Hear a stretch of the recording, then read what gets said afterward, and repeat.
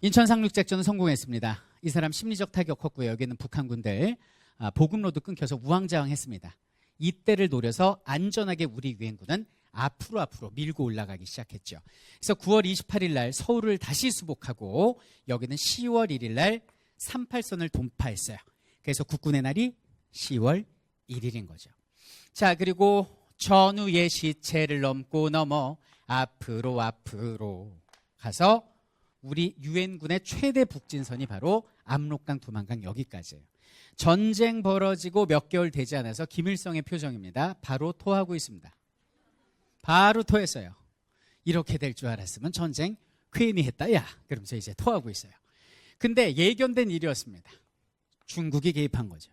자, 중국이 왜 개입했을까요? 하나 얘기했잖아요. 아니 길게 얘기할 거 없어. 그냥 순망치 안 하면 돼. 북한이 자기네 입술인데 니들이 유엔 평화유지군이면 여기서 멈춰야지. 왜 우리 집에 왜 왔니? 니들 이거 다 먹은 다음에 여기다 미사일 기지라도 설치하면 중국 위험해지잖아. 북한 지켜야 돼. 꺼져줄래? 그러면서 얘들이 밀고 내려온 거예요. 이때 중공군이 몇 명이 왔는지 지금도 추산을 못해요. 줄잡아 80만입니다. 여러분들 지금 우리 고구려의 살수대첩 아닙니다. 현대전이에요. 근데 80만이에요. 중국이 무슨 적벽대전이랄지 이런 병법에 능하다고 그러지만 그들의 병법은 하나? 인해전술. 인해가 뭐죠? 바닷가 서 있으면 파도가 밀려오고 그 다음 파도가 오고 이거죠. 정말 개미떼처럼 몰려온다. 쏴도 파도처럼 계속 밀려온다고 그래서 인해전술이에요. 무기보다 사람 수가 더 많은데 소총이 3명당 한 자루, 나머지 2명은 피리가 주어집니다. 피리 불면서 내려왔어요. 피리 불면서. 이 인간들이 낮에는 미군이 이제 공중폭격 때려버리니까 밤에만 낮엔 땅굴 파고 들어가 있어. 그리고 밤에만 피리 불면서 내려오는데 이 당시 유엔군들이 공포를 느낀 건 80만 명이 불어대는 피리 소리와 체감온도 마이너스 40도의 개마고온의 추위였어요. 이때 폭탄 맞아 죽는 사람보다 동상으로 죽는 유엔군이 더 많았습니다. 그래서 유엔군은 이 공포와 추위에 다시 눈물겨운 후퇴를 할 수밖에 없었던 겁니다. 중공군을 피해서 다시 후퇴. 그래서 서울을 탈환한 지 얼마 지나지 않아서 1951년 1월 4일 날 서울을 빼앗겨요. 이걸 무슨 후퇴? 일사후퇴라고 부르는 거예요. 근데 문제는 뭐냐면 이쪽으로는 서부전선으로는 퇴각을 했는데 이 동부전선에서 미국 14단이 고립이 돼요. 10만 명의 유엔군이 고립이 된 거예요.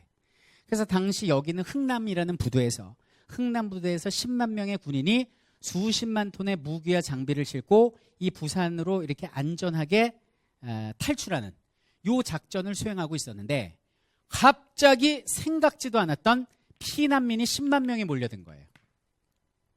우리 살려주세요. 우리 당신들 유엔군 왔을 때 당신들 따뜻한 밥도 해주고 협조해줬죠. 그거 저기는 중국 놈들이 다 알아요. 우리 버리고 가면 우리 낙살당해요. 나는 죽어도 되니까 우리 아이만 좀 태워주세요라고 얘기를 합니다. 자, 이 10만 명 보글보글합니다. 자, 그러면 이 10만 명을 태우려면 배에 있는 모든 무기와 탄약을 다 버려야 되는데 전쟁 중에 무기와 화약은 어때요? 생명과도 같은 거죠. 돈을 떠나서. 그럼 당시 미국의 사령관은 어떤 판단을 내립니까? 영화 국제시장 첫 장면에 나오잖아요. 배에 싣고 있는 모든 무기와 탄약을 내려놔라. 그리고 사람을 태운다. 아무리 전시 중이지만 저기는 무기와 탄약보다는 사람의 가치가 몇백 배, 몇천 배 소중하다. 이렇게 된 거죠. 그래서 당시 통역관이었던 현봉학 박사님의 설득에 힘입어서 미군 사령관이 결정을 내리고 무기는 돈으로 살 수 있지만 사람의 생명은 때를 놓치면 돈으로 살 수 없잖아요.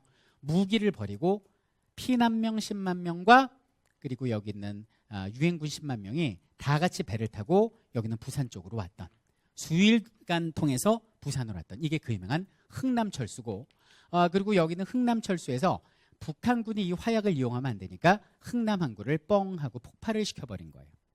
그래서 옛날에 노래를 보면 눈보라가 휘날리는 바람찬 흥남부두에 뭐 이런 노래가 있어요. 뭐 금수나 어디로 가서 길을 잃고 헤매였던가 피눈물을 흘리면서 일사 이후 나 홀로 왔다. 이런 노래가 있어요. 이 가사가 나 어렸을 때 못 모르고 따라했는데 진짜 슬픈 노래예요. 아내인지 딸인지 모르겠는데 금순이를 여기서 잃어버린 거죠. 이때 이상가족 엄청 생기고요. 그 코미디언 송혜 선생님도 이때 가족을 다 잃고 혼자서 남쪽으로 왔다는 거예요. 배에 실려가지고. 그리고 배로 오는 동안 앉지를 못해갖고 사람이 많아서 다 서서 옵니다. 그 추운 날. 근데 그 뱃속에서 아이가 5명이 태어나잖아요. 그래갖고 그 태어난 아이를 미군들이 이름을 붙인 게 김치 1, 2, 3, 4에서 김치 5라는 아이가 탄생하고 도착했을 때 사망자 0명에 오히려 인구가 5명 늘어가지고 근데 이때가 또 크리스마스 이브 직전이었거든요. 크리스마스의 선물이죠. 그래서 전쟁이란 극한 상황은 인간에게 또 하나의 이런 훈훈한 감동도 안겨주는구나라는 걸 알 수가 있습니다. 자, 어쨌든 우리가 지금 중공군의 개입으로 다시 쫓겨 내려왔어요. 그래서 태안반도까지 내려왔다가 다시 밀고 올라간 거야. 밀고 올라가서 38도선 근처에서 교착 상태에 빠졌습니다. 그러니까 이거 어떻게 되냐면 이거 고지전이라고 영화도 나왔는데 낮에 이제 미국 전폭기가 제공권 장악해갖고 폭격을 하니까 낮에는 유엔군이 고지를 점령한다. 밤이 되잖아요. 삘리리리리리 피리 소리가 들리면서 중공군이 다시 고지를 이 짓을 계속 하고 있는 거야. 3개월 동안. 그러니까 1951년 3월부터 6월까지 교착 상태에 빠진 거예요. 그러니까 이제 중국이 완전 이거 난색을 표현하면서 소련한테 참전을 권유합니다. 당시 소련은 공중지원만 하고 있었거든요. 근데 아까 얄타 회담 때도 봤지만 소련은 이 참전 안 해요. 되게 얄밉습니다, 얘네. 그러니까 소련이 뭐라고 그러냐면 야, 우리 참전하면 3차 대전이야. 그러지 말고 니네 이제 그만 싸워. 그러면서 소련이 6월 달에 휴전을 제의를 해요. 휴전 제의. 그럼 자 보세요. 1951년 6월 달에 휴전 제의가 됐으면 전쟁이 이때 끝났어야 되는데 전쟁이 언제 끝나요? 1953년 7월 27일 날 휴전을 합니다. 잠깐 쉬어요, 전쟁을. 그럼 지금 2년 동안 뭐 한 거예요, 도대체? 휴전선을 어떻게 긋느냐? 아니면 뭐 포로 문제는 어떻게 할 거냐? 요거 탁상공론 하느라고 여기서 젊은이들이 엄청 죽어나가요. 이게 6.25입니다. 그래서 결국 어떻게 합의를 받느냐? 당시에 이 상태가 어떻게 돼 있었냐면 38선은 이렇게 돼 있잖아요. 38선하고 휴전선하고 달라요. 38선이 약간 이렇게 돼 있는데 당시 휴전선이 이렇게 돼 있었어요. 이렇게. 그러니까 서부전선은 우리가 좀 밀려 내려왔고 동부전선은 치고 올라온 거예요. 근데 중요한 건 뭐냐면 이 휴전이 왜 난항을 겪었냐면 여기 철원평야 때문입니다. 우리는 현 전선에서 휴전선을 긋자. 개성 포기하고 철원평야 먹겠다예요. 북한은 아니다.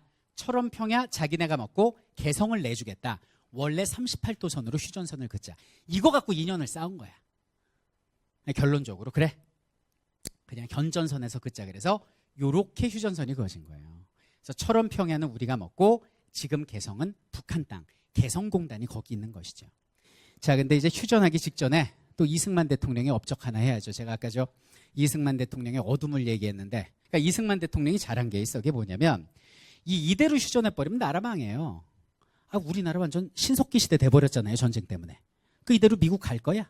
가면 안 되잖아. 그래서 6월 18일 날 반공포로 석방이란 거래요. 이승만이. 자, 무슨 얘기냐? 휴전하지 말고 계속 싸워달라고 얘기하지만 미국이 호빵길 끼네. 그러니까 이승만이 돌려줘야 될 포로들한테 자체 여론조사를 해. 북한에게 속아서 혹은 떠밀려서 내려온 사람 서명해라.